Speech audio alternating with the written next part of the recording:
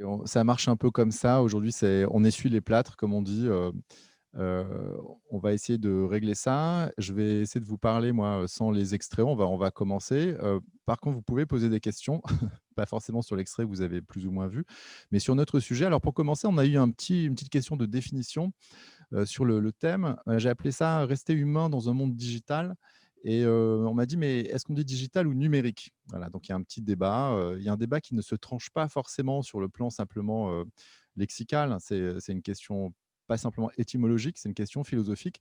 J'ai décidé de garder le mot digital et je vous expliquer un peu le débat qu'on a eu. Digital, ça vient de l'anglais digit, ça veut dire, chiffre.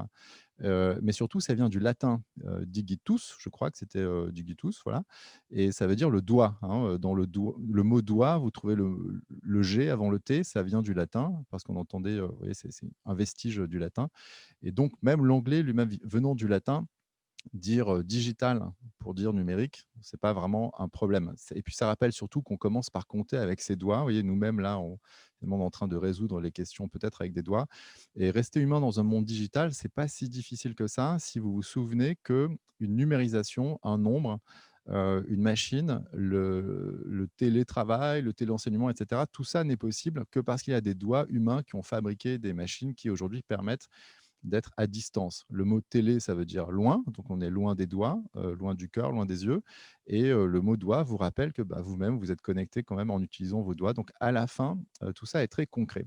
L'extrait qu'on a essayé de vous passer, bon, c'est un film Matrix, vous l'avez sûrement déjà vu, donc je vais juste vous commenter le choix des extraits, en attendant pour cette séance ou peut-être pour la prochaine de voir, hein. Vous voyez, un théâtre, c'est pas forcément équipé, comme un plateau télévision, donc vraiment on essaye de faire des choses un peu nouvelles.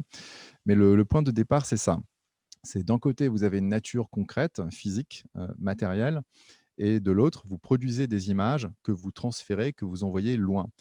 On s'est aperçu, enfin, c'est comme ça que ça fonctionne, que la meilleure manière de transporter, une image, c'est de la coder sous forme de 1 et de 0, c'est ce que font les ordinateurs et quand vous avez une image qu'on appelle numérique, ça signifie que vous n'avez pas simplement impressionné une pellicule, en prenant, une vue, du monde et par exemple une pellicule, d'appareil photographique ou une pellicule de caméra, une pellicule de film, c'est une surface sensible qui va, produire un négatif. C'est-à-dire que vous allez avoir là, je ne vais pas rentrer dans les détails trop techniques parce que je ne saurais pas le faire, mais en gros, c'est comme si vous preniez, la surface du monde, la peau du monde, vous allez l'impressionner en négatif, le restituer en positif et ensuite le projeter. Donc ça, c'était la version qu'on appelle analogique.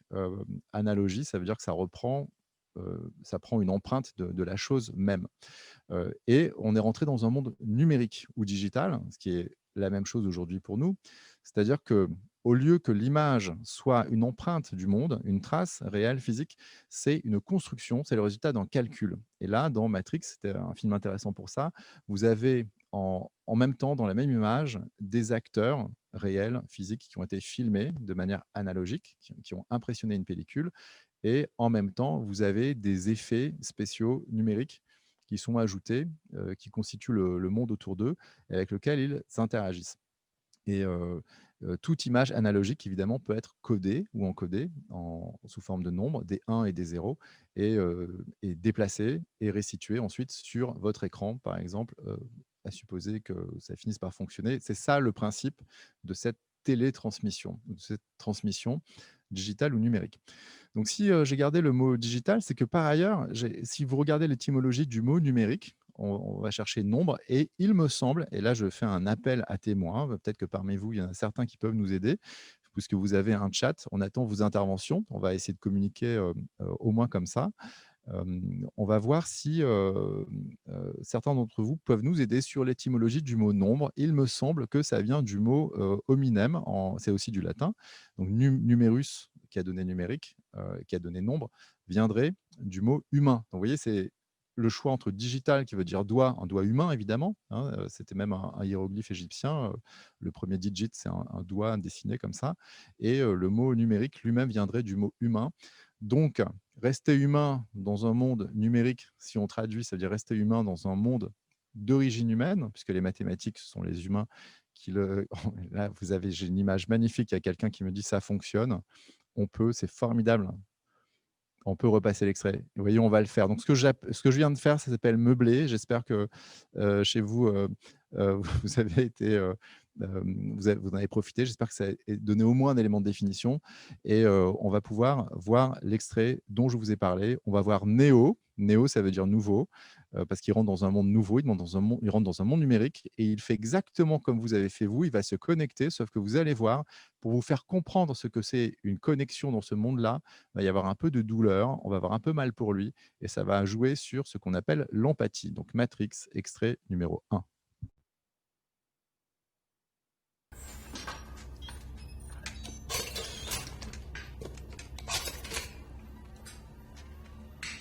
Try to relax.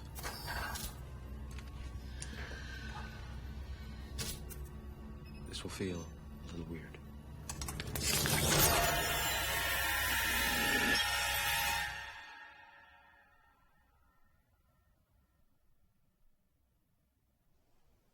This is the construct. It's our loading program. We can load anything from clothing to equipment, weapons, training simulations, anything we need. Right now, we're inside a computer program? Is it really so hard to believe? Your clothes are different, the plugs in your arms and head are gone. Your hair has changed. Your appearance now is what we call residual self-image. It is the mental projection of your digital self. This isn't real. What is real? How do you define real? If you're talking about what you can feel, what you can smell, what you can taste and see, then real is simply electrical signals interpreted by your brain. Donc là, ce que vous avez vu, c'est Néo. Vous avez remarqué que la connexion, comment ça se fait qu'on lui plante un truc dans le cerveau pour, et ça a l'air de faire mal dans un premier temps. Pourquoi on fait une connexion comme ça? Eh bien, c'est parce que quand vous avez affaire à une image diffusée ou à une image de film, le but, c'est de vous connecter, vous, le spectateur, avec ce que vous voyez. Or, dans un monde aussi froid qu'un monde digital ou numérique, puisque là, on va les prendre comme des synonymes, la question, c'est comment vous créez une relation avec Néo. Vous pouvez pas le faire sur le plan psychologique parce qu'on ne connaît pas sa famille, c'est un monde extrêmement froid. Vous voyez, ils sont tous habillés déjà comme des êtres un peu abstraits.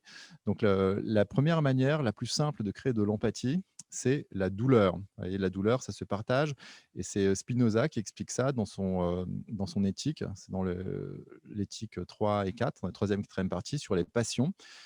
Il suffit d'imaginer qu'une chose est semblable à vous pour ressentir les mêmes passions qu'elle. Donc, si on vous montre quelqu'un qui vous ressemble, qui a au moins forme humaine et qui souffre, vous allez naturellement, vous êtes câblé comme ça en tant qu'être humain, vous connecter à la douleur de ce personnage et vous mettre à sa place. Vous voyez, donc, je vous explique pourquoi, hein, alors qu'ils auraient pu, les frères et sœurs Wachowski dans Matrix, faire simplement un bouton sur lequel on appuie pour se connecter. Non, il y a ceux qui appuient sur les boutons et puis il y a celui qui se connecte et qui va souffrir un petit peu au moment de la connexion. Nous, là, on souffre un petit peu, on vous fait sentir ce que c'est, mais c'est une souffrance purement abstraite, même pas psychologique. C'est une télésouffrance presque. Et dans un film comme ça, on va vous montrer de la souffrance réelle, physique, pour que vous puissiez la partager. Alors, vous avez remarqué que le monde qui est censé être le monde numérique est blanc. Pourquoi? Mais parce qu'il est vide. Pourquoi? Mais parce que les images ou les objets qui vont apparaître dans ce monde sont le résultat d'un calcul, autrement dit le résultat d'une décision. Vous pouvez, à volonté, remplir ou vider un monde numérique, alors que ce n'est pas le cas du monde réel.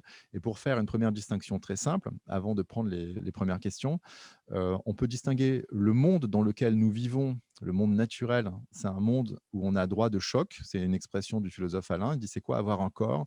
C'est être plongé dans un monde où on a droit de choc, c'est-à-dire que je peux faire ça sur une table, elle va me résister et je ne choisis pas la résistance des objets autour de moi, je ne peux pas les programmer, je ne fais que les rencontrer. Et c'est ça qui est intéressant dans le monde, c'est qu'on le rencontre. Alors que dans un univers virtuel, c'est-à-dire rempli de, d'images ou d'objets qui sont le résultat d'un codage, évidemment, dans un monde numérique, rien ne résiste, puisque tout est le produit d'un calcul. Donc ça produit des images, ça produit des sons, mais ça ne produit pas de résistance physique, en tout cas pas encore. Je vous propose, de continuer à envoyer des questions parce qu'on va régulièrement faire une pause pour les prendre, donc envoyez-les, elles ne tombent pas dans le vide.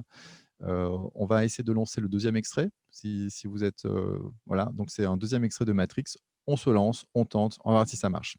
Allons-y.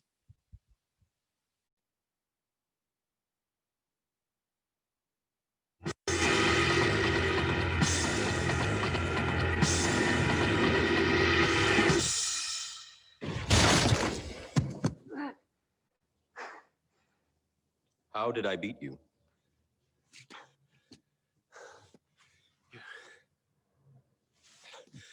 You're too fast.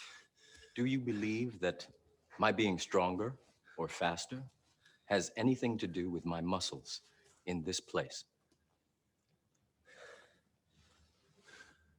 You think that's air you're breathing now?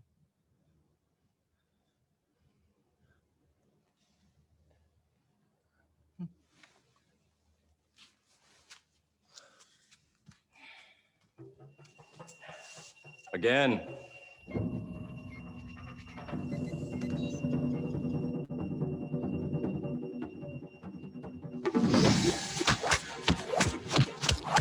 Jesus Christ, he's fast. Take a look at his neurokinetics. They're way above normal. What are you waiting for? You're faster than this. Don't think you are. Know you are.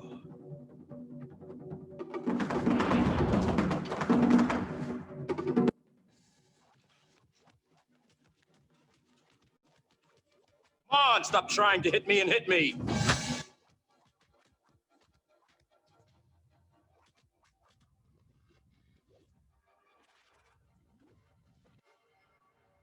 Believe it. I know what you're trying to do. I'm trying to free your mind, Neo, but I can only show you the door. You're the one that has to walk through it.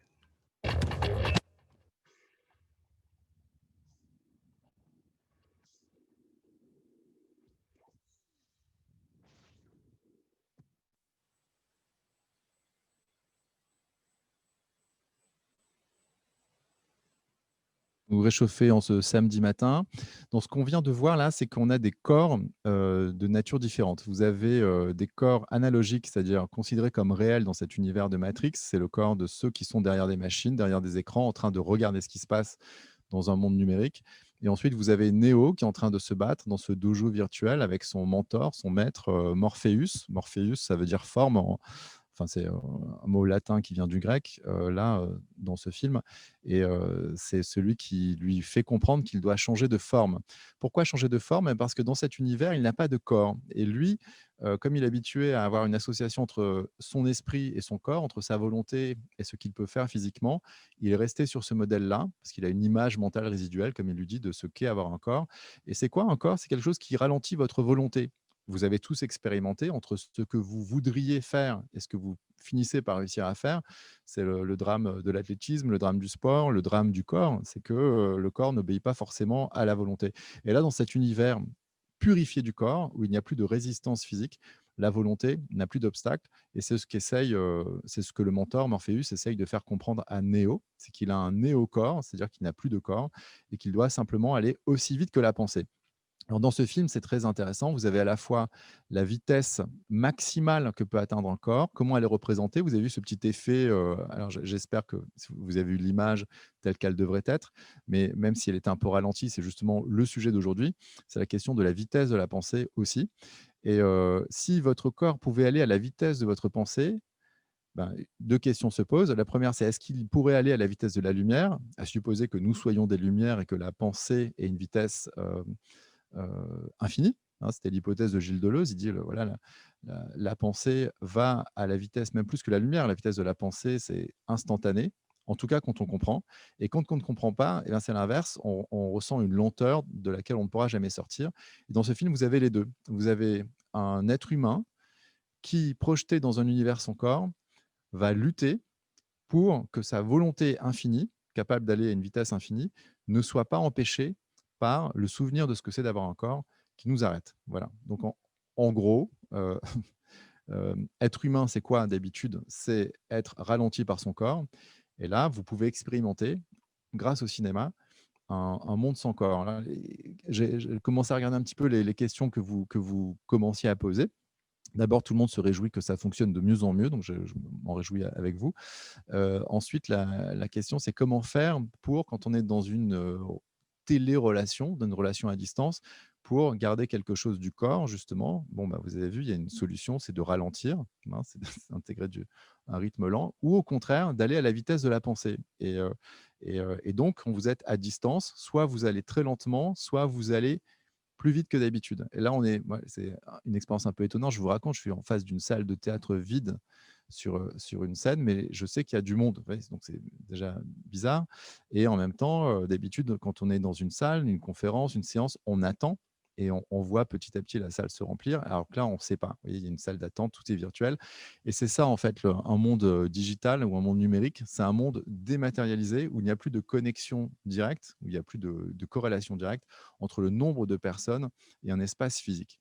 Moi, j'appelle ça, j'ai un petit terme pour ça, je vous le propose, je ne sais pas si ça va vous éclairer. J'appelle ça la bombe atopique. Alors atopique du grec topos, topos ça veut dire le lieu et la bombe numérique c'est quoi? C'est le fait d'atomiser les espaces, d'être capable de supprimer un lieu physique unique. Là, on est dans un théâtre, c'est un lieu qui a une adresse, qui a une forme, qui a une dimension et aujourd'hui, ce qu'on essaye de faire, c'est dans ce lieu fini, physique, avec des murs, d'abattre les murs et d'avoir une relation dématérialisée. Alors, c'est pas forcément satisfaisant parce qu'il y a un problème de réciprocité et il n'y a pas de visage. Vous avez le mien, mais mon visage, il est forcément inexpressif parce qu'il s'anime tout seul et si vous avez déjà fait l'expérience des réseaux sociaux, c'est à la fois satisfaisant parce que vous êtes en relation avec, beaucoup de monde, mais au fond, vous n'êtes en relation avec personne et vous devez vous contenter de simuler l'interaction. Après, si vous avez des amis vraiment sur, Facebook, sur Twitter, c'est formidable pour vous. Et il y a un petit peu d'interaction, mais ça n'a rien à voir avec la réciprocité qu'il y a dans un face-à-face entre 2 visages qui peuvent étudier, repérer les signes que l'un envoie l'autre et s'adapter. Je vous montrer une dernière chose sur cet extrait. Vous avez vu que le moment où Neo comprend qu'il est capable d'une vitesse surnaturelle dans ses mouvements, c'est exprimé, par, ce qu'on appelle du cinéma solide. Le cinéma solide, c'est une notion qui vient dans l'histoire de l'art, de la statuaire indienne. Vous savez que le dieu Shiva, Shiva, le dieu de la guerre et de la danse, vous savez, ce dieu qui est représenté avec au choix 6 bras, 8 bras, 10 bras, plus pour les amateurs. En réalité, c'était une astuce qu'avaient trouvé les sculpteurs indiens pour exprimer la vitesse surnaturelle dans le mouvement en mettant heu, dans le même objet des positions normalement successives dans le temps. Donc Shiva n'a pas 6 bras, Shiva a 2 bras, mais qui vont très, très vite et donc c'est une manière qu'avaient les statuaires indiens de faire comprendre ça, de l'exprimer dans la matière et là, dans Matrix, vous avez quelque chose de similaire. Vous avez peut-être vu qu'à un moment, Neo, son bras à plusieurs positions successives, mais dans la même image. Et ça donne le sentiment d'une accélération surnaturelle. Et vous voyez, donc même un film qui utilise des effets spéciaux numériques va s'inspirer des trouvailles des sculpteurs physiques, matériels, qui utilisent la pierre, qui utilisent le métal pour exprimer le mouvement. Voilà, je vous propose, l'extrait suivant. On change de Matrix, c'est, la suite, c'est Matrix Reloaded, donc c'est Matrix rechargé ou rebooté, si vous voulez, c'est ce qu'on a fait beaucoup ce matin d'ailleurs et je montre c'est une scène un peu de conversation. Vous allez reconnaître, Lambert Wilson qui joue un méchant, il joue un mérovingien. Alors mérovingien, on s'attend avec quelqu'un avec des grands cheveux, une hache et tout. Non, là, c'est toujours cet univers très maîtrisé, très épuré, des frères et sœurs Wachowski. À l'époque, c'était des frères, il me semble. Et ils sont dans une espèce de scène, mais avec un C, comme si un Christ d'un nouveau monde était entouré de ses disciples. Et il va vous expliquer, en vous le montrant, ce que ça implique d'avoir la possibilité d'envoyer des programmes à quelqu'un, puisque vous êtes là dans un univers, l'univers qu'on voit à l'image, c'est un univers numérique, donc ce sont des programmes qui parlent à des humains qui sont là sous une forme virtuelle, un peu comme nous en ce moment, et il vous montre le genre d'effet qu'on peut faire sur ce genre de créature. Extrait numéro 3. et j'ai l'impression d'être, la fusée Ariane ou un truc, c'est 5, 4, 3, 2, 1. Donc c'est à moi à chaque fois. Il y a des gens dans la salle, hein, et il y a des gens qui travaillent ici, puis des gens masqués au fond. «Bonjour, ça va? Vous allez bien?»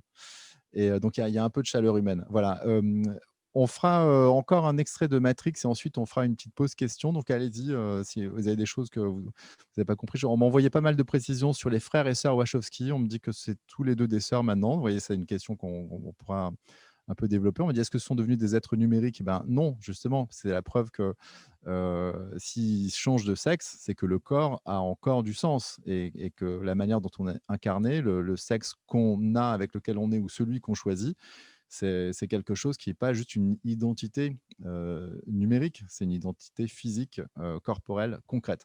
La question, c'est ça: vous partez dans un monde concret. Concret, ça veut dire quoi étymologiquement?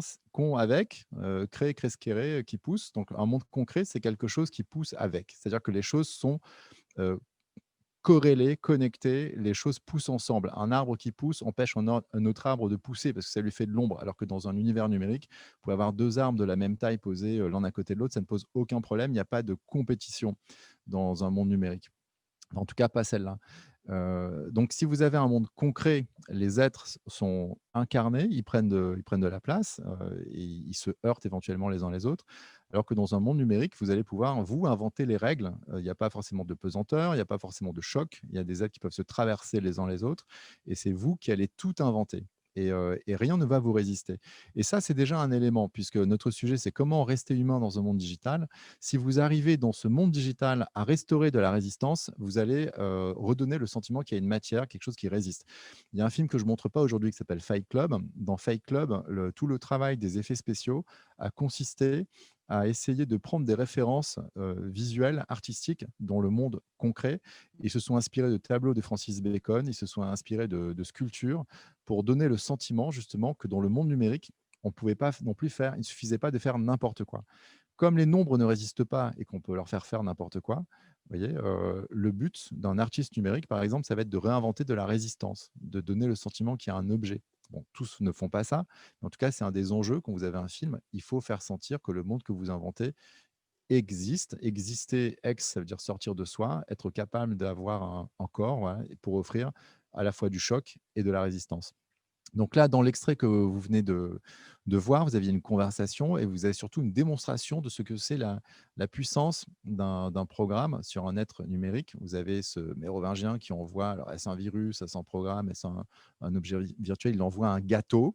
Et ce qui est intéressant, c'est que vous, soudain, vous avez la perception à la fois d'un être humain, parce que vous voyez le gâteau, mais vous avez la perception soit d'un codeur, soit d'une machine, parce que vous voyez le code, ouais, ce truc un peu vert comme ça. Sauf que c'est une représentation, évidemment, et ce qu'on vous montre, c'est, un univers où vous pouvez prévoir à l'avance la réaction à tout ce que vous faites. Donc si vous envoyez un gâteau qui est fait pour produire du plaisir à une femme virtuelle dans cet univers, le gâteau va provoquer une jouissance et le spectacle de cette jouissance donne un plaisir aux Mérovingiens.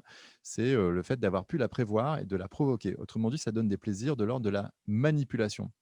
Je vous rappelle que le mot manipulation, résonne avec le mot digital. Digital, ça veut dire doigt. Manipulation, mani, ça veut dire main.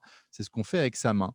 Et même dans un monde de télé, travail ou de relations à distance, le but, c'est toujours de manipuler, c'est-à-dire de faire comme si on avait une main à distance pour produire à distance l'effet qu'on vise. Et l'idée dans le monde numérique, c'est l'idée d'une éventuelle automatisation de cet effet à distance. C'est, un rêve qui est né déjà avec le cinéma, parce que le cinéma, c'était le même objet à distance, va faire naître de l'émotion comme si vous étiez au théâtre, mais c'est une forme de théâtre, automatisé. Et c'est, un rêve que Deleuze repérait comme le rêve de l'automate spirituel. Voilà, l'automate spirituel, c'est quoi? C'est quelque chose d'automatisé qui va produire à distance des effets dans votre esprit. Voilà, bon, ben, on y est. On est dans une époque où nos corps doivent rester à distance. L'interaction du visage se limite à la moitié. Là, j'ai enlevé mon masque parce que je suis à plus de 3 mètres des êtres humains, qui permettent cette séance. Mais, vous voyez, quand l'interaction entre corps n'est plus possible, on va, c'est le 1er geste barrière, bah, c'est l'écran, hein. Faire écran, ça veut dire mettre quelque chose entre nous. Et le paradoxe du mot écran, c'est que c'est à la fois ce qui permet une relation et en même temps ce qui l'empêche. Voilà, donc on est dans un monde où personne ne sait si le télétravail, c'est mieux que le travail tout court. Moi, ce matin, juste sortir de chez moi, aller faire une conférence, J'avais l'impression que c'était les vacances, et alors que d'habitude, c'est du travail. C'est toujours du plaisir, mais là, ça avait un plaisir renouvelé parce qu'on le fait avec son corps et c'est pour ça qu'il y a une différence qui restera toujours entre se déplacer dans un théâtre, se déplacer dans un cinéma et rester chez soi pour voir ça devant un écran. Je vous montre un dernier extrait de la série des films Matrix. C'est toujours dans le film Matrix Reloaded. C'est un dernier extrait un peu froid. Après, ça va se réchauffer. Vous allez voir, il y a une petite surprise pour ce samedi matin que certains connaissent déjà, mais c'est toujours drôle. Les sous-doués passent le bac. Mais je tease un peu. Cette année, en plus de ça, le bac, on ne sait pas par qui va être passé, donc ça va être un extrait qui résonne de manière particulière. Et là, je vous montre, avant de passer au sous-doué, je vous montre un dernier extrait de Matrix Reloaded. C'est lorsque Neo remonte jusqu'à, non pas, pas jusqu'au concepteur de cet univers, mais à quelqu'un qui essaye de le structurer. C'est un personnage qui s'appelle l'architecte. C'est une espèce de dieu dans cet univers numérique. Et d'ailleurs, vous allez voir qu'il est représenté avec les attributs habituels, soit du Père Noël, soit du Dieu tel qu'on l'imagine quand on est un enfant. Extrait numéro 4.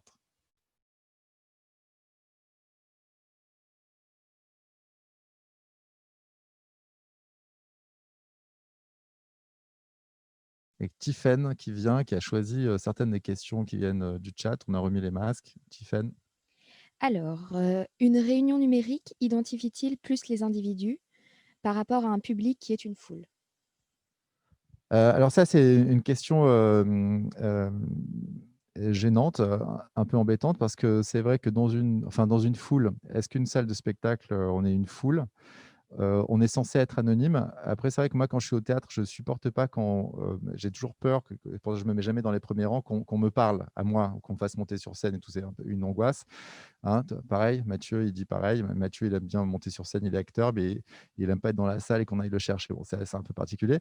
Mais si vous allez voir des spectacles, je vous déconseille les premiers rangs si c'est du comique, parce qu'en général, on s'en prend à vous. Alors dans les réunions à distance, les gens télétravaillent beaucoup en ce moment. À la fois, on est plus identifié, surtout s'il y a une caméra, évidemment, et ça permet de voir votre visage en gros plan, de le voir de près, alors que dans une salle, si vous êtes au fond, ben, je vous vois moins bien que vous êtes sur un écran. Et en même temps, ce que je vois de vous est ultra limité parce que vous n'êtes qu'un petit carré parmi d'autres, sauf quand vous parlez. Mais on s'est aperçu de quelque chose d'intéressant, sans parler juste du télétravail, c'est la question de l'avatar. Vous voyez, parce qu'il y a des réunions à distance où on choisit un avatar et on s'est aperçu, il y a même un laboratoire qui a étudié ça de près, un laboratoire de sciences, sociales, je crois, qui s'est aperçu que si vous êtes dans une réunion à distance, donc vous êtes chez vous, mais vous choisissez, votre avatar et vous par exemple, si vous êtes ingénieur, vous allez choisir Einstein au hasard, hein, et c'est souvent le cas. Et eh bien, on s'est aperçu que dans une réunion comme ça à distance, vous allez être plus créatif. Ouais, c'est étonnant, hein, mais parce que l'avatar vous libère du jugement des personnes présentes et vous avez peut-être fait cette expérience, parfois quand vous êtes dans la même salle que quelqu'un, si c'est quelqu'un qui a une espèce de charisme, on parle beaucoup du mot emprise en ce moment, hein, vous voyez, c'est la version négative du charisme. Il y a des gens, et c'était Deleuze qui parlait de ça, il dit: «Il y a des gens qui par leur présence vous séparent de votre puissance, ils vous rendent triste, hein, ils sont là dans la même salle que vous et ils vous empêchent de faire quelque chose». Donc il prenait des exemples que je ne vais pas reprendre ici, mais si vous êtes dans une réunion avec des gens, par exemple chez Pixar, ils font des réunions entre scénaristes, entre réalisateurs et ils ont décidé, quand Steve Jobs a racheté Pixar, qu'il serait interdit de réunion parce que comme c'était le patron, s'il était là, les gens seraient moins créatifs. Donc oui, le télétravail avec avatar peut vous libérer du rayonnement physique, négatif de quelqu'un et peut vous rendre plus créatif.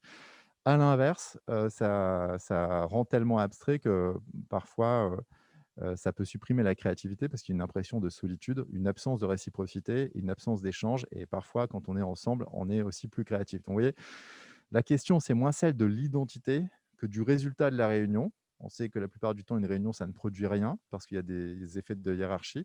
Pour que ça produise quelque chose, il faut, un, de la liberté, deux, éventuellement, s'il n'y a pas de liberté, qu'on est à distance, d'avoir de la libération. Et la libération, ça peut être l'avatar, c'est le fait de pouvoir se déconnecter de temps en temps, de choisir son rythme. Vous voyez, quand on est en classe et qu'on n'arrive pas à écouter, on s'endort, c'était très difficile. Il y avait cette position un peu, ouais, moi je faisais comme ça, mais il y a toujours le moment où on se réveille en tombant. On n'a plus besoin de le faire, ça. Vous voyez, quand on est à distance, on choisit son rythme. Donc il y a une forme de déshumanisation, et en même temps, il y a une forme de récupération de son rythme propre. Ouais, j'étais un peu long, mais je ne sais pas si ça répond. Une autre, question dans le Dans le même genre, dans le monde numérique, tout est codé. Être dans une salle de cinéma, c'est être toujours dans le suspense. Simplement, quel rapport le spectateur peut-il jouer face à l'écran? Alors, bah, dans une salle de cinéma, on sait ce qui nous manque. Alors c'est bizarre la salle de cinéma, j'aime beaucoup Serge Danet qui était ce grand critique de cinéma et qui faisait cette distinction. Au départ, je la comprenais pas. Il disait: «Il y a une différence entre la société et le monde». Alors moi, je croyais qu'il disait: «Ben, le cinéma», je pensais cinéma social, le cinéma va vous faire comprendre quelque chose de la société. Il dit: «Non, non, la société», Serge Danet, il se faisait insulter, dans la cour de récréation parce qu'il se faisait traiter, d'homo et cetera. Bon et pour lui, il avait une expérience négative de la société et c'est le cinéma, la solitude et l'anonymat du cinéma qui le libérait de la société. Donc le paradoxe, c'est ça, c'est que la première fenêtre pour quelqu'un comme Serge Danet, la première fenêtre, c'est-à-dire le sentiment de la liberté, le sentiment d'avoir affaire à un monde et pas à une société avec le poids des autres, c'est le cinéma. Au cinéma, on est seul. On est seul, mais ensemble. C'est le paradoxe. Donc, si vous allez voir un film comique, à supposer qu'il soit drôle, on est heureux d'avoir des gens qui rient à des choses qu'on trouve drôles. Mais il se trouve que parfois, on aime être aussi la seule personne qui rit à un truc qu'on est le seul à trouver drôle. Ça arrive et c'est moins embarrassant au cinéma qu'au théâtre. Parce qu'au théâtre, quand si c'est comique et qu'il y a qu'une personne qui rit sur les 10 ou 20 ou 30 ou 100 qui sont là, c'est gênant parce que c'est un four. Donc il y a pas l'angoisse, vous voyez? Le spectateur de cinéma, par rapport au spectateur de théâtre, est libéré de l'angoisse de faire la peine à l'acteur. Il pourra lui en faire sur les réseaux sociaux après quand il sort, mais c'est un autre sujet. Vous voyez pourquoi on continue à sortir de chez soi pour aller au cinéma? Pourquoi le cinéma nous manque, alors que chez soi, on peut avoir un grand écran sur son mur, sans l'interaction d'inconnus? Bah, il nous manque quand même une forme de sociabilité très particulière, qui est d'être seul, ensemble, avec des inconnus. Une petite dernière. Par le corps et les mains, on passe une partie de nos intentions et de nos messages. En visio, on ne voit qu'une portion de nous et de notre communication non verbale. Quelle parade possible pour restituer 100% de notre communication, 100% de sa substance? Alors 100 vous voyez, c'est intéressant parce que c'est une approche numérique de quelque chose qui est inquantifiable, donc c'est très intéressant comme proposition. Bah, par définition, c'est pas possible. C'est comme si vous me disiez, comment faire pour passer 100 d'un écrivain dans un livre? Le support fait que le support n'est pas équivalent au message, et ce qu'on transfère, par nécessité, se dégrade ou en tout cas change de support. Donc heureusement, vous avez vu, hein, c'est pour ça qu'on a gardé le mot digital. Le paradoxe, c'est que par exemple, là, la question qui m'a été posée par des doigts, parce qu'il y a quelqu'un que je ne peux pas voir, mais c'est grâce à ces doigts qui m'a envoyé cette question digitale, numérique, à laquelle j'essaye de répondre un peu dans le vide, mais c'est quand même quelqu'un qui m'a envoyé cette question, donc je sais que c'est comme la radio, je sais qu'il y a quelqu'un de l'autre côté et bizarrement, quand il n'y a pas 100 de la présence physique, ça peut être une vraie relation. Je sais que, par exemple, quand on est sur un plateau de télévision, on a le sentiment que bon là, c'est un téléthéâtre, donc ça va, mais sur un vrai plateau de télévision, on souffre physiquement parce qu'on a l'impression qu'on vous vole quelque chose, qu'on vous mange, quoi. Alors que dans un studio de radio, on a un sentiment de liberté, même si les studios de radio maintenant sont filmés, mais ils ne sont pas filmés pareil. On a quand même l'impression que quand on est réduit à sa voix, on peut être plus présent dans sa voix que dans son image complète. Donc vous voyez, ça peut être aussi une libération de ne pas être complètement visible. Mais la question de la liberté, c'est pas celle-là, c'est pas celle de la réduction de ce qu'on transmet, c'est la question du choix. Quand on n'a pas le choix de ce qu'on transmet, on ne peut pas avoir le sentiment d'être libre. Donc, si on n'a pas le choix entre une réunion physique et une réunion à distance, si on est réduit à une réunion à distance, on aura un sentiment de perte quoi qu'il arrive. C'est comme, vous vous souvenez de l'attestation il n'y a pas longtemps?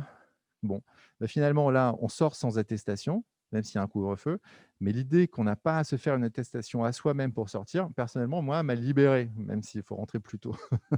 Donc entre un confinement où il y a une sortie avec attestation, où il y a une obligation, le fait qu'il y ait une obligation, ça réduit de toute façon votre sentiment de liberté. Donc, vous voyez, c'est plutôt ça pour rester humain dans un monde digital, il faut donner le sentiment qu'il reste du possible, qu'on a encore des choix et que tout n'est pas, automatisable. Ouais, il faut garder des petits espaces de liberté. Mais on va voir ça avec les extraits suivants. Merci beaucoup, alors on va lancer l'extrait suivant, c'est pour se détendre un petit peu. C'est les sous-doués, passent le bac. Il y a pas de message pour cette année, ni pour monsieur, Blanquer. Passer le bac, c'est toujours une épreuve dont on a rêvé de pouvoir la rendre soit de masse, soit, de pouvoir automatiser la préparation. Cette année, la question se pose particulièrement. Eh bien, voilà un film où on vous montre une vraie boîte à bac, c'est-à-dire une boîte dans laquelle vous rentrez et dont vous êtes censé ressortir avec le bac. Extrait numéro 5. Où elle est? Qu'est-ce que c'est? Mademoiselle?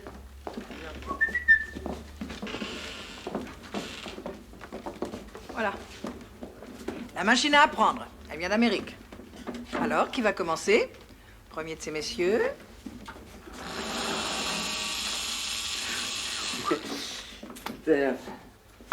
Asseyez-vous.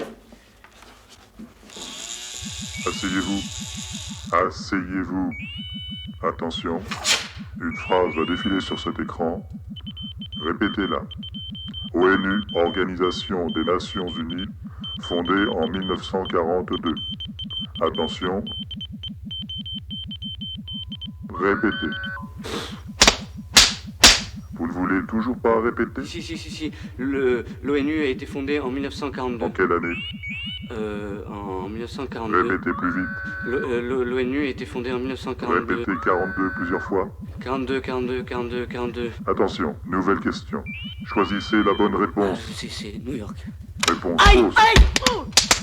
Trotsky a été assassiné à Mexico en 1940. Répétez. Trotsky a été assassiné à Mexico en 1940. Plus vite. Trotsky a été assassiné à Mexico en En 1940. quelle année? En 40? Qui? Kennedy. Non, Trotsky. Où? À Dallas. Qui? De Broglie. Non, Kennedy. Trotsky a été assassiné en 1940 aux Jeux Olympiques de Mexico. Attention, nouvelle question. La guerre d'Espagne a commencé en 1936. Répétez. La guerre d'Espagne a commencé en 36. En quelle année? En 36. Quoi? La guerre d'Espagne. En quelle année? En 36. Quoi? La guerre d'Espagne. En quelle année? En 36. Terminée en 36? Non, elle a commencé en 36. Bravo, vous avez mérité une petite récompense.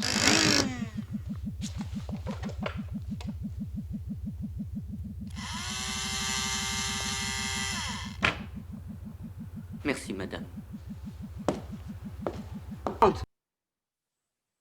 La vie rêvée de Walter Mitty. Alors en français, on a rajouté la vie rêvée 2 pour faire comprendre qu'il y a une différence de régime entre deux natures d'images très différentes.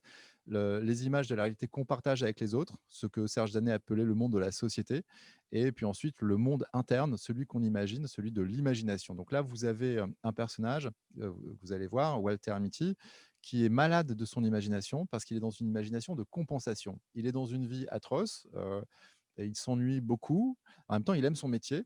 C'est quelqu'un qui travaille pour le magazine Life, donc La Vie, et il travaille dans les sous-sols de Life. Il est à la cave et il fait des tirages que lui envoient les grands photographes qui parcourent le monde. Donc lui ne bouge pas, il est en poste immobile et il tire les photos faites par des êtres libres, des photographes, qui sont des artistes de l'image analogique, si vous avez suivi, donc l'image qui imprime de la pellicule réelle, physique. Et le magazine Life est en crise, comme beaucoup de magazines papier, en train de basculer vers ce qu'on appelle, on passe du print au web, quoi. Voilà, bon, on passe du papier, le papier disparaît et il est remplacé par sa version numérique. Et vous êtes dans une entreprise, au début de ce film, qui subit cette conversion ou cette révolution. Et lui, donc, va sûrement se retrouver au chômage à la fin du film. Et il a affaire à, au fond, la vie qui était sur du papier et qui venait de photos réelles, va être remplacée par de la banque d'images, par du web, par de la dématérialisation et par quelque chose qui va devenir évidemment inhumain. Voilà, ça, c'est l'ambiance du film. Et vous avez ce personnage, Walter Mitty, qui n'a jamais bougé, qui va se retrouver. Ben, je ne vais pas vous raconter tout le film, on va essayer de voir un peu des extraits. On va commencer par un premier extrait où on voit que c'est quelqu'un qui est seul et qui imagine, pour rentrer en contact avec sa collègue de l'autre étage qui lui plaît bien, de se connecter à un site de rencontre, vous imaginez, pour essayer de lui envoyer un clin d'œil. Et donc, c'est ça, dans un monde numérique, vous voyez, le corps a disparu. Et j'ai pas dit numérique, là j'ai dit numérique, mais c'est un monde digital, parce que là, vous allez voir justement, le héros de l'extrait que vous allez voir, c'est son doigt, parce que c'est son doigt qui va essayer d'envoyer un message à quelqu'un, et ça va être son seul outil de communication. Walter Mitty, donc c'est là l'extrait numéro 6.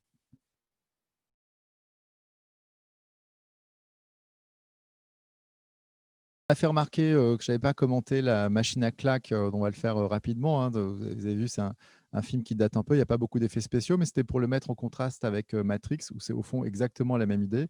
Est-ce qu'on peut automatiser un apprentissage? Dans Matrix, il recevait en direct, en raccourci, toute une connaissance physique, puisqu'il apprenait le kung-fu sans bouger de son fauteuil. C'est vraiment le rêve des et c'est un peu le rêve qu'on a aujourd'hui, hein, sans faire d'efforts physiques, d'arriver à un résultat exceptionnel. Et dans la machine à claques, vous aviez ce truc d'apprentissage où le professeur était remplacé par un système de punition ou de récompense, celui qu'on utilise en gros pour dresser des chiens, quoi. Voilà. Donc évidemment, c'est un film qui nous fait comprendre par contraste que le professeur, sa présence physique, même avec ses défauts, eh bien, est préférable à une machine à claques. Heureusement, et puis les claques ayant disparu du système d'apprentissage, on comprend bien que c'est pas, vous voyez, ça vous montre finalement qu'une machine conçue selon un mode archaïque va plutôt être une régression en termes de progrès humain, qu'une avancée. Walter Mitty, donc c'est un être solitaire, vous avez vu, il est sur ce site de rencontre. Et là, la question, c'est est-ce qu'on peut mécaniser, est-ce qu'on peut automatiser un clin d'œil? Parce que c'est ça le wink, hein, le clin d'œil. Et avec son doigt, est-ce qu'on peut faire un clin d'œil? La réponse est non, parce que d'abord, vous avez vu, ils ont les, les mêmes problèmes que nous tout à l'heure. Il a un problème de connexion, il a un petit. Alors, on dit bug, hein, c'est intéressant, bug.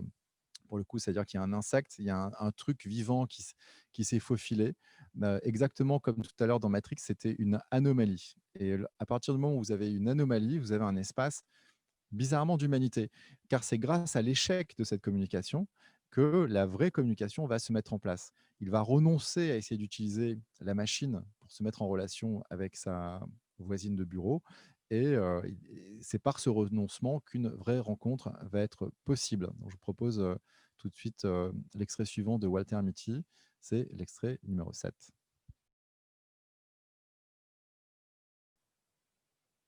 Mitty est face à une énigme, une question professionnelle. Il a une photo qui doit faire la couverture de la dernière sortie du magazine Life, la dernière sortie papier.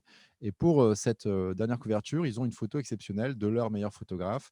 Vous allez voir, on va le voir tout à l'heure, qui est joué par Sean Penn. Et d'ailleurs, il a gardé son prénom comme personnage, Sean, parce que Sean Penn incarne un truc un peu comme ça, une espèce d'anomalie qui fait toute sa valeur à la fois humaine et sa valeur d'acteur.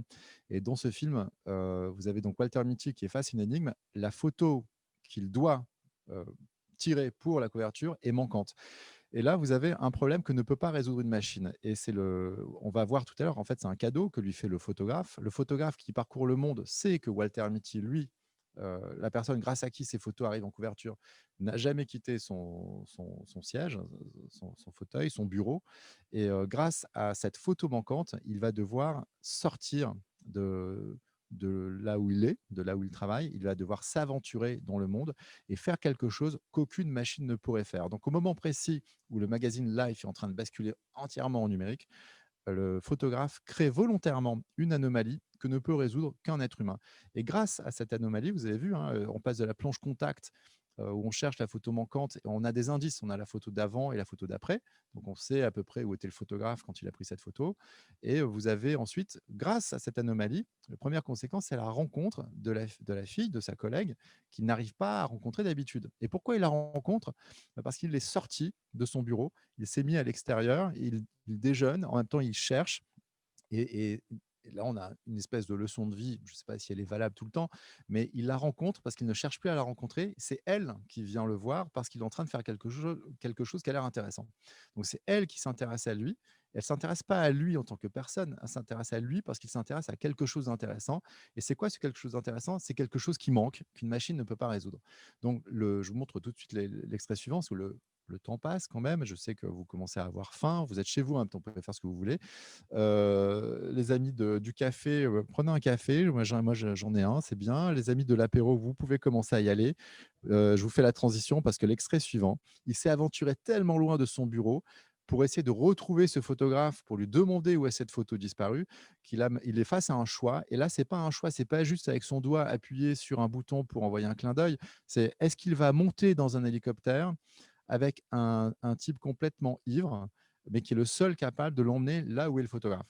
Et là, c'est un peu une question de vie ou de mort. C'est plus j'envoie un clin d'œil ou pas. C'est pas du réseau social. C'est est-ce qu'on va mettre son corps, c'est-à-dire la seule garantie qu'on va être vivant pendant encore un peu un certain temps, dans une situation de danger. Alors tout à l'heure, j'ai pris un peu de vitesse. Quentin, Quentin, on y est? On est bon? Allez, extrait suivant.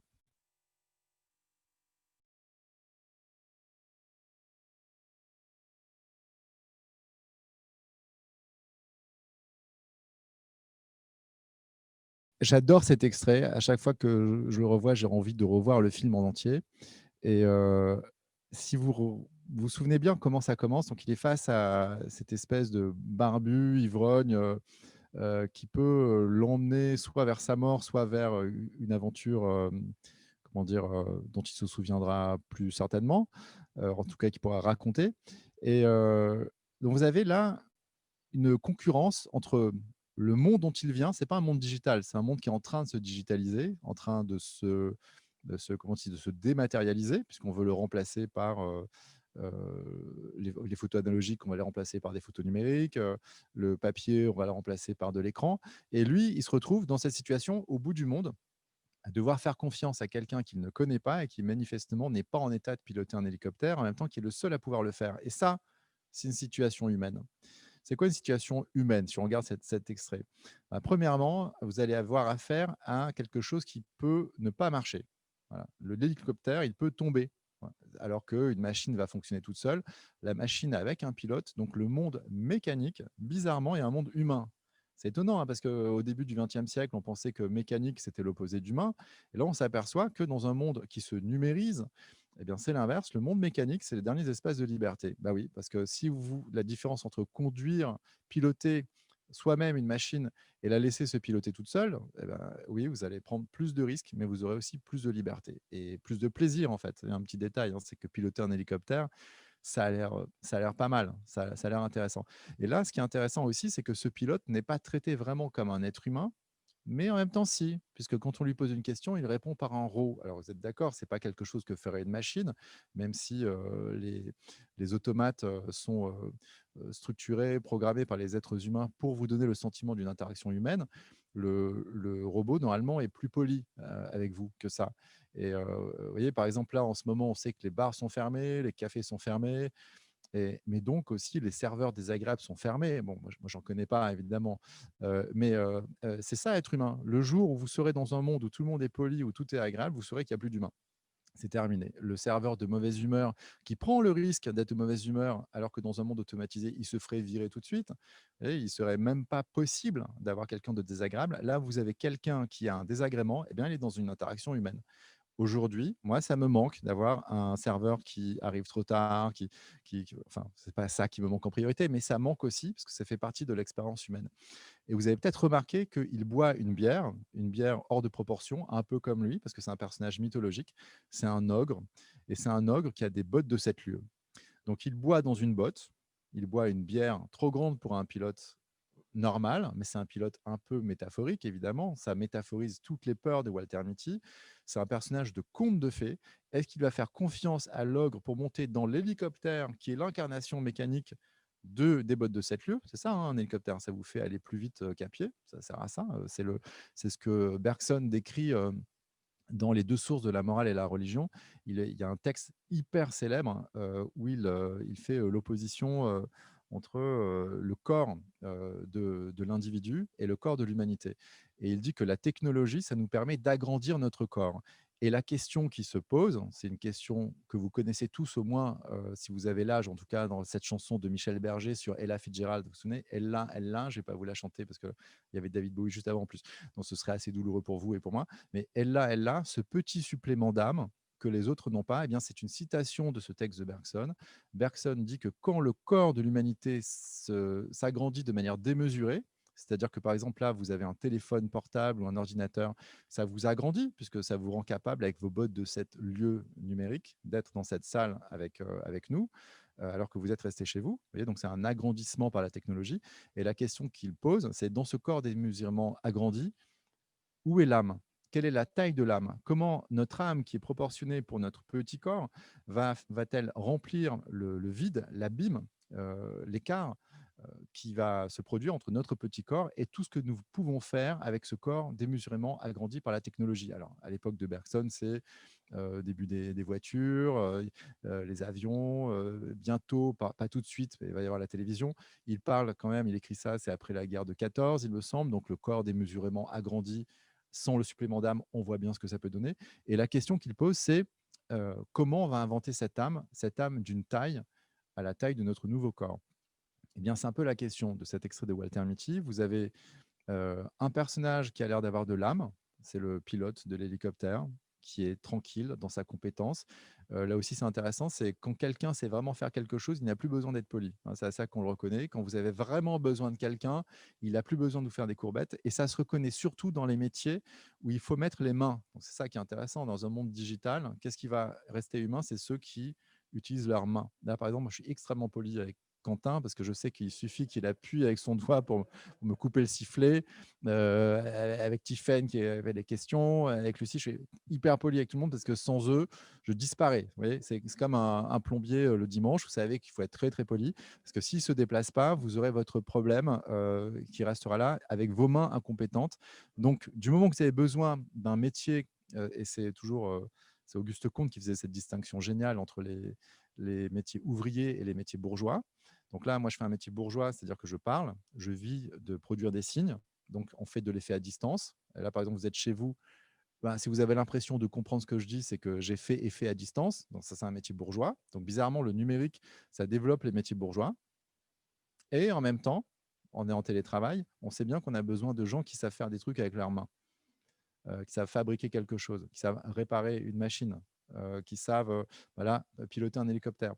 Donc, vous avez d'un côté Walter Mitty, qui lui n'est pas un bourgeois, c'est un ouvrier, parce qu'il fabrique de l'image analogique, il fait des tirages, il faut que ce soit beau, donc c'est un artisan, et en face de lui, il a besoin que cet ouvrier le transporte physiquement, pas numériquement, on ne peut pas aller numériquement à un endroit où il n'y a rien qui est transmissible, il doit aller retrouver ce photographe qui est en train de chasser quelque chose dans la montagne, et c'est ce qu'on va voir dans l'extrait suivant. Alors avant de lancer l'extrait, non, Quentin, ça, je ne te prends pas trop de vitesse.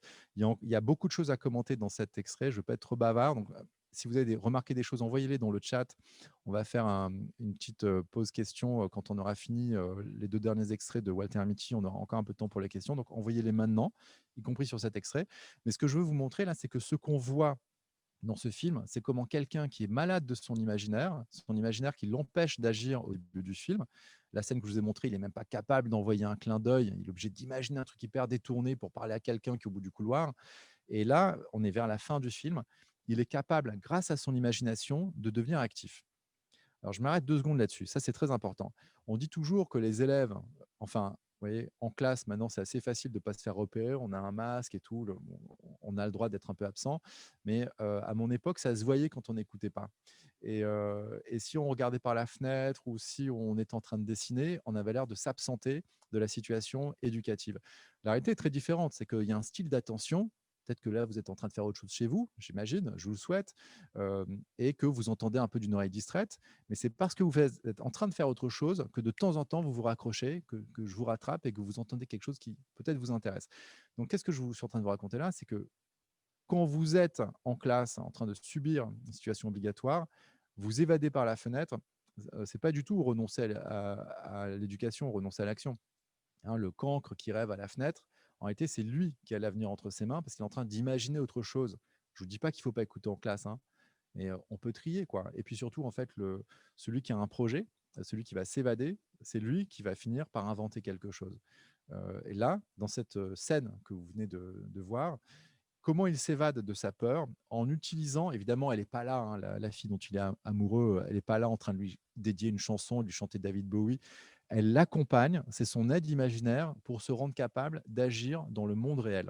Donc son imagination, son excès d'imagination, son imagination dans un premier temps malade, va lui permettre de mieux s'intégrer dans le monde, de mieux affronter le monde, parce qu'il a choisi une mythologie, un fantasme qui va lui permettre de négocier avec sa trouille.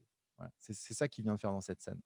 Et donc, il a besoin de David Bowie, de la fille dont il est amoureux mais qui n'est pas au courant, qui lui joue de la guitare, et grâce à ça, il trouve du courage. Donc, vous voyez, l'imagination n'est pas forcément l'ennemi de l'action.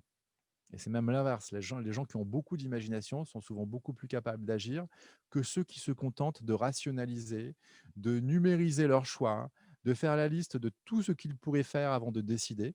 Et là, on s'aperçoit que l'imagination est plus humaine dans ce sens. Donc, dans un monde qu'il soit digital ou numérique, là, c'est équivalent, ce qui va vous donner de l'élan, bizarrement, de l'élan d'agir dans le monde réel, ça va être l'imagination plutôt que la rationalité.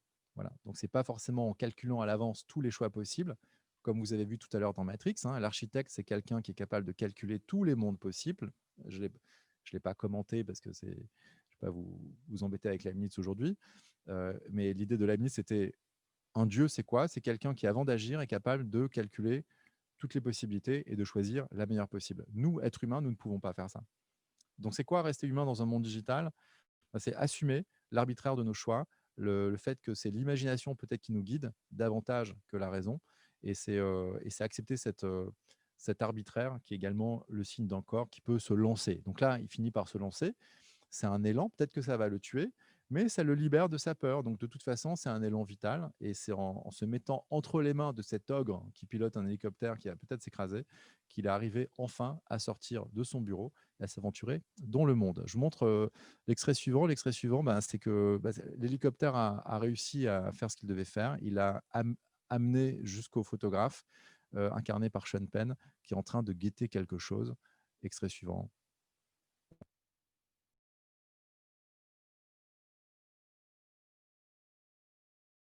Donc le moment, en fait, c'est le moment du film. Tout le film n'a servi qu'à, enfin, amener ce moment, cette scène, cette rencontre. Il a retrouvé celui qui connaît l'énigme. Il a retrouvé le photographe qui est l'auteur de la photo manquante. Donc, ce qu'il attend, évidemment, comme tout le monde à la fin d'une enquête, c'est d'avoir la solution. Il veut savoir où est cette photo, qu'est-ce qu'il y avait dessus, vous voyez, cette curiosité assez naturelle. Et en même temps, il le rejoint à un moment où il est en train de prendre une autre photo. Il est en train de guetter un animal qui n'a jamais été filmé, qui n'a jamais été pris en photo. Et on le voit de manière fugace, l'animal. C'est intéressant parce que vous avez un dispositif où vous avez un photographe qui va rater une photo, un peu exprès, même carrément exprès, parce qu'une photo ratée, ça remplace l'idée d'un instant décisif. Vous connaissez cette expression, plus d'un très grand photographe, je ne sais pas si ce n'est pas Cartier-Bresson, vous me corrigerez dans le chat si vous savez. Il y a l'idée que la photo, ça suppose un style d'attention extrême qui permet de déclencher la photo pour attraper l'instant décisif. Donc, il s'agit de capturer dans le monde quelque chose qui ne reviendra pas. Et là, lui, il lui fait faire l'expérience inverse. Dans un monde numérique où tout le monde passe son temps à prendre plein de photos, à pas forcément les revoir, à prendre plus de photos qu'on ne peut en voir de manière avec le doigt, hein, vous voyez, c'est digital, on prend plein de photos, on ne les regarde pas. Lui, il lui montre que ne pas déclencher une photo, c'est vivre un moment exceptionnel. Dans le monde d'aujourd'hui ultra digitalisé, ne pas prendre de photos, c'est rester humain. Je vais rester là-dessus, non? Avec le doigt levé. Donc c'est ça. Voilà. Pourquoi il rate cette photo? C'est intéressant parce qu'on voit quand même, nous, l'animal. Nous, on voit le film. Donc la caméra nous montre l'animal en mouvement. Et c'est ça la question. Est-ce que tu préfères être dans le mouvement de la vie ou dans la capture de la trajectoire? Et c'est une distinction que faisait aussi Bergson. C'est un peu bergsonien ce matin. Bergson distinguait le mouvement et la trajectoire. C'est quoi la différence? La trajectoire, c'est quand vous voyez quelqu'un faire un geste. Vous voyez, par exemple, je ne sais pas, Pina Bausch, ou alors vous voyez Zidane faire un beau geste. Vous voyez la trajectoire. Vous pouvez apprécier la trajectoire sans être capable, vous, de l'imiter. Vous ne saurez pas faire le mouvement. Et il y a une différence de nature entre celui qui regarde la trajectoire et celui qui fait le mouvement. Et le danseur, à l'intérieur de son mouvement, il est dans ce que Bergson appelle une durée, c'est-à-dire il coïncide avec lui-même, il est dans un temps qui est plein et qui est une forme d'éternité, alors que celui qui est à l'extérieur, qui n'est que spectateur, ne peut que constater les positions successives d'un mobile qui ne pourra pas imiter. Et c'est ça qu'on voit. Là, le photographe lui montre qu'il y a une manière de se référer au monde où, au lieu d'être simple spectateur, comme lui est depuis le départ, parce qu'il tire les photos des autres, on peut rentrer dans l'image, on peut rentrer dans le cadre, on peut rentrer dans la photo et expérimenter une durée, c'est-à-dire expérimenter un temps où on est libre.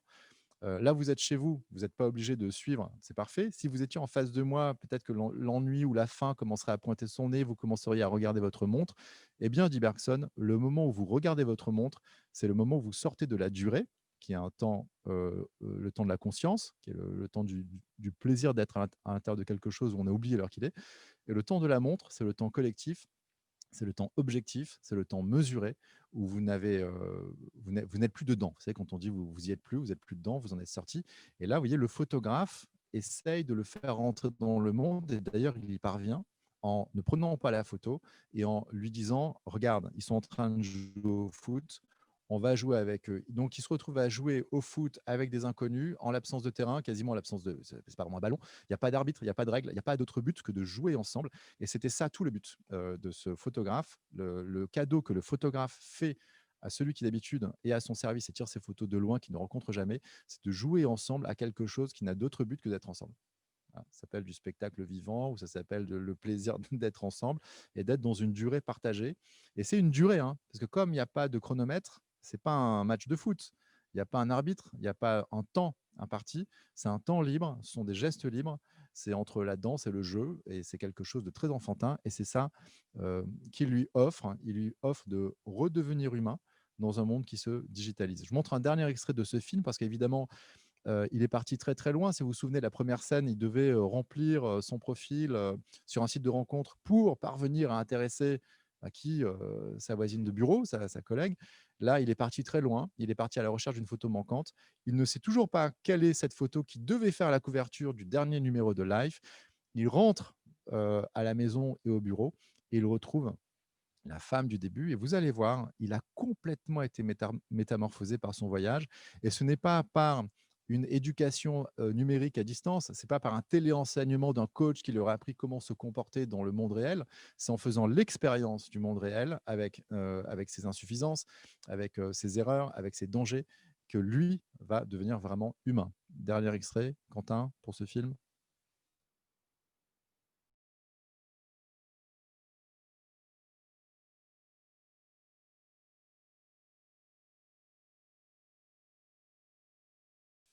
Le dernier extrait de Walter Mitty, enfin La vie rêvée de Walter Mitty. Je vous ai un peu spoilé la fin, comme on dit, mais vous êtes libre de le revoir chez vous. C'est pas un problème, hein, parce qu'en fait, quand on aime un film, on aime le revoir. Donc là, grâce à moi, si vous ne l'avez pas vu, vous allez avoir l'impression de le revoir alors que ce sera la première fois. Ce sera une espèce de double cadeau. Et donc, qu'est-ce qu'on voit? On voit la photo manquante. Eh bien, c'est étonnamment, c'était Walter Mitty en train de chercher la photo manquante. Alors, c'est pas une mise en abîme, c'est pas une astuce méta, c'est pas juste un film intelligent. C'est un cadeau que fait le photographe qui prend des photos à l'autre bout du monde. Il sait que s'il n'y a pas quelqu'un dans son bureau en train de faire attention à ce que c'est un tirage, qui fait un travail d'artisan, qui fait un travail avec ses mains, avec son œil, avec son intelligence, avec sa sensibilité, il n'y aura aucun moyen pour lui de faire son travail jusqu'au bout. Donc le photographe rend hommage non pas au sujet de sa photographie, mais il transforme en sujet de photographie celui grâce à qui il a des belles photos qui sont diffusables, diffusées. Et c'est un chant du cygne à tous les sens du terme. Vous avez la, dernière, la dernière édition papier du magazine Life qui montre en photo ceux qui permettent Life. Et si vous traduisez, évidemment, c'est ceux qui permettent la vie. Ceux qui permettent la vie, ce sont ceux qui travaillent avec leurs mains sur des objets qu'ils vont rendre partageables. C'est un paradoxe, évidemment, puisque on est dans de la presse papier. La presse papier, on a beau dire que ce n'est pas la presse numérique, c'est quand même un objet reproductible. Un journal, par définition, ce n'est qu'une copie. Et au cinéma, c'est la même chose. Quand le cinéma est apparu, Walter Benjamin, dans un livre qui s'appelle L'œuvre d'art à l'époque de sa reproductibilité technique, disait voilà, l'apparition de la photo et du cinéma dans le monde, ça change le rapport aux objets d'art parce que quand vous avez un peintre qui fait un tableau, ce tableau va avoir une aura. Hein, on se déplace encore pour aller voir la Joconde, enfin, on se déplaçait, mais on se redéplacera, ou pour aller voir d'autres tableaux. On va voir comment il appelle ça? Il dit l'apparition d'un lointain, l'unique apparition d'un lointain, aussi proche soit-il. Donc, il faut que ce soit unique, il y a une seule œuvre. C'est une apparition, donc quelque chose qui se manifeste, qui n'est pas simplement mécanique ou qui n'est pas simplement reproductible. C'est quelque chose d'irremplaçable. L'unique apparition d'un lointain, ça reste lointain quand vous êtes face à un tableau, parce que même si vous mettez la main dessus, le tableau est lointain. Vous voyez, par exemple, une nature morte, si vous mettez la main dessus, c'est interdit parce que ça abîme, mais c'est surtout qu'on ne peut pas attraper ce qui est représenté. On ne peut pas manger La pomme de Cézanne, on est là pour garder une distance. Donc la pomme de Cézanne, même si elle est peinte, elle reste lointaine et c'est ça, qu'on trouve beau. C'est le fait que même quand on est face à un objet d'art, il a une aura qui nous maintient à distance et là, vous retrouvez quelque chose d'assez étonnant, c'est que le numérique, hein, le monde digital ou numérique qui est censé vous maintenir à distance, bah, lui, il abolit complètement l'aura. C'est la disparition, de cette apparition unique, puisqu'elle n'est pas unique, hein, elle est reproductible. C'est pas vraiment une apparition, puisque c'est pas l'objet lui-même, ce n'est que, quelque chose qu'on capte et c'est un lointain, mais dont on ne se rapproche pas. Alors qu'avec un objet d'art, vous avez le sentiment que quelque chose est tellement proche que vous allez le ressentir. Ça va entrer en vous par l'émotion, alors que là, vous voyez, le lointain reste lointain avec le numérique. Bon, aujourd'hui, on a essayé un petit peu de combler cette, distance. Vous avez remarqué, en tout cas, ce qui s'est passé, il y a un changement complètement, enfin un changement de nature dans le comportement physique et dans le comportement relationnel de ce garçon. Il était enrichi par son expérience du monde. Il n'a plus besoin de passer par le détour d'un réseau social pour aborder quelqu'un qui est là à côté de lui et il va rentrer tout de suite dans une conversation comme si elle était déjà commencée. Donc ça, c'est une leçon de vie intéressante. Dont le problème du numérique, c'est qu'il faut commencer, il faut initier les contacts. Si vous avez déjà reçu des demandes de mise en contact sur LinkedIn, c'est atroce. On a l'impression que c'est fait par un robot parce qu'on vous propose de vous comporter comme un robot. Et c'est impossible de commencer une relation. Parce que les humains passent leur temps à continuer des choses qui sont déjà existantes. Et là, c'est ce que vous voyez. Il n'est pas en train de lui dire faisons quelque chose ensemble. Ils sont déjà en train de marcher ensemble. Ils sont déjà en train de discuter ensemble. Il ne cherchait pas quelque chose d'exceptionnel à lui raconter. Il cherche simplement à continuer le flux de cette relation, de cette conversation, de ce face-à-face. Et grâce à ça, vous avez vu, on est dans une comédie romantique, mais ça ne se termine pas par un baiser. Il lui attrape la main et vous avez un ralenti. Vous avez un petit effet de lumière, comme ça, c'est un peu onirique. Mais surtout, le ralenti, ça veut dire quoi? Le ralenti, la fois précédente, vous avez vu du ralenti, c'est quand il courait au ralenti pour sauter dans l'hélicoptère, parce que c'était la première fois de sa vie qu'il faisait une action. Et là, la deuxième fois de sa vie, c'est il prend la main de cette fille ou elle lui prend la main, ils se prennent la main et ils rentrent dans une bulle de durée, pourrait dire Bergson. C'est-à-dire qu'ils vont partager quelque chose, ils vont vraiment rentrer dans le même temps, une bulle de durée qui va les éloigner de ce que Serge Danet appelait la société. Ils vont se créer un monde qui est un monde réel. Hein. Attention, hein, ce n'est pas du tout un artifice. C'est ça la vérité du monde, c'est d'arriver à se construire des moments de durée. Et c'est ça que vous offre le cinéma, c'est ça que nous offre le théâtre. Et on va prendre quelques questions avant de se séparer, parce que je sais que vous avez sûrement faim. Je vais remettre mon masque pour permettre à Tiffaine de me rejoindre.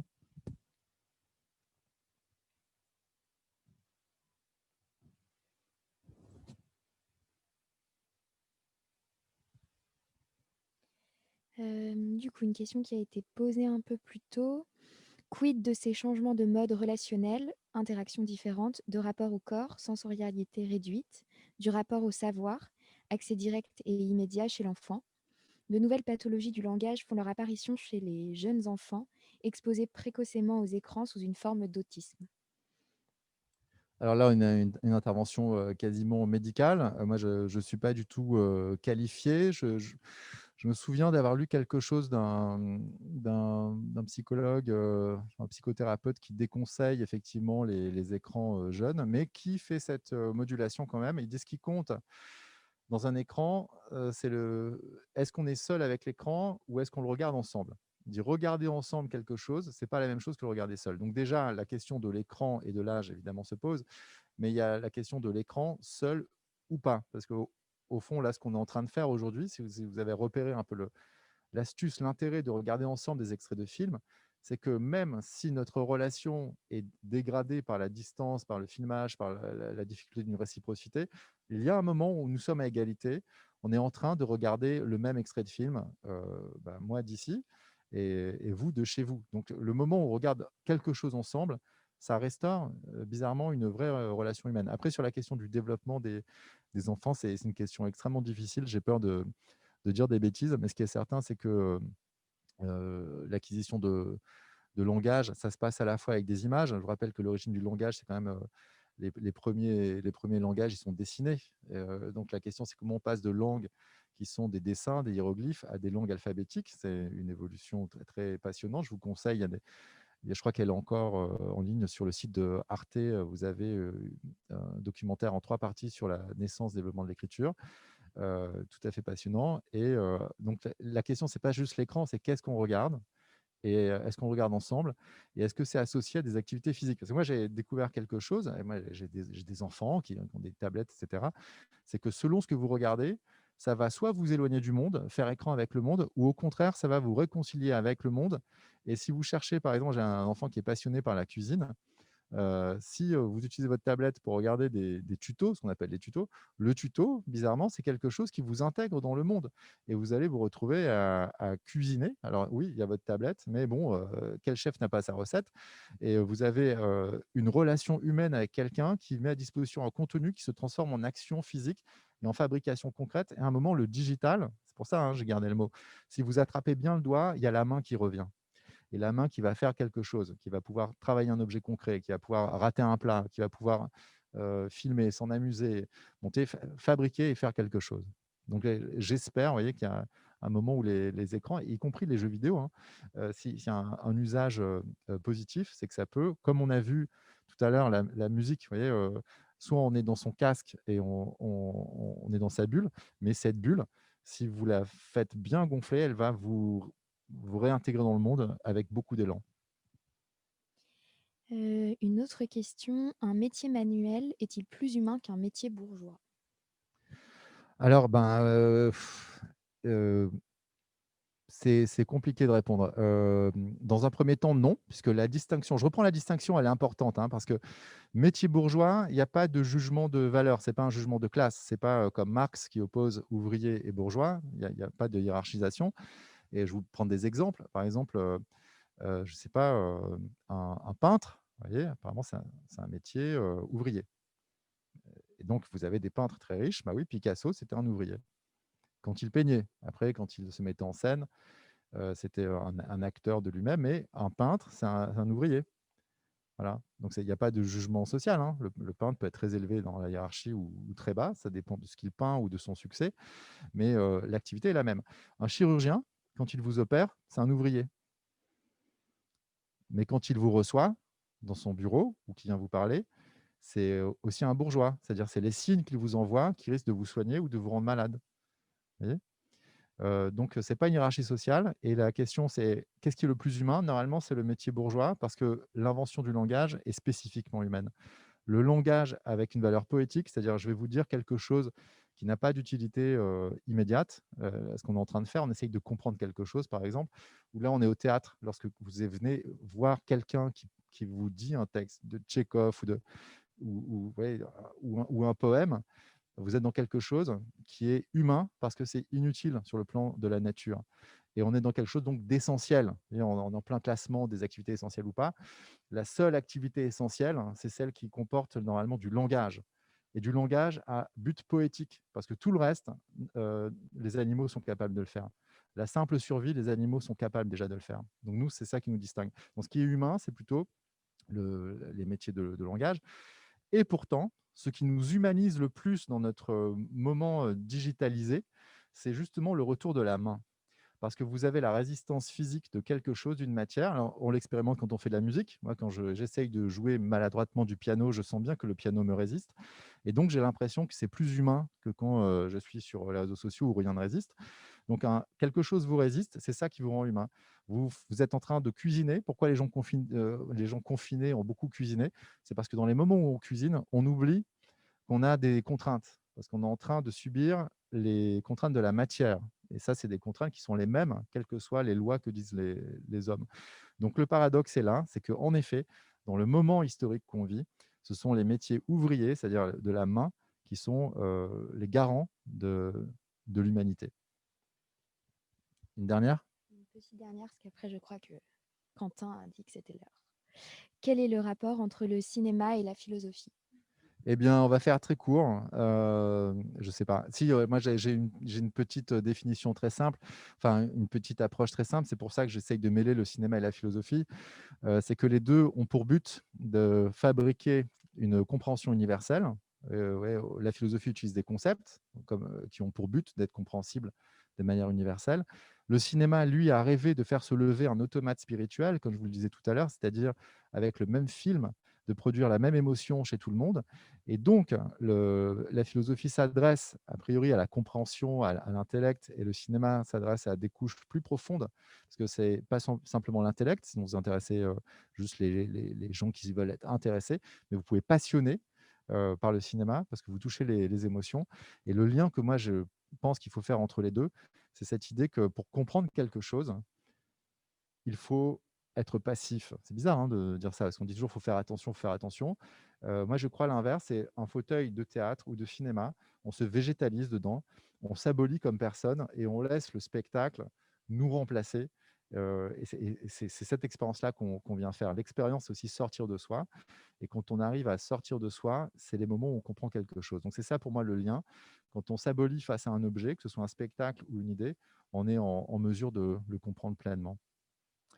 Voilà. Bon, écoutez, je crois que pour aujourd'hui, merci beaucoup au TED 14 et Édouard, Mathieu, Tiffaine, Lucie et tous les héros, Quentin, les héros des doigts, des mains et du langage aussi.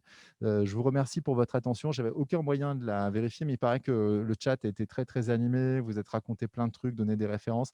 Donc je regarderai ça tout à l'heure, parce que moi, j'étais juste un peu comme ça, sans trop de. J'ai laissé le digital à ceux qui avaient les doigts libres.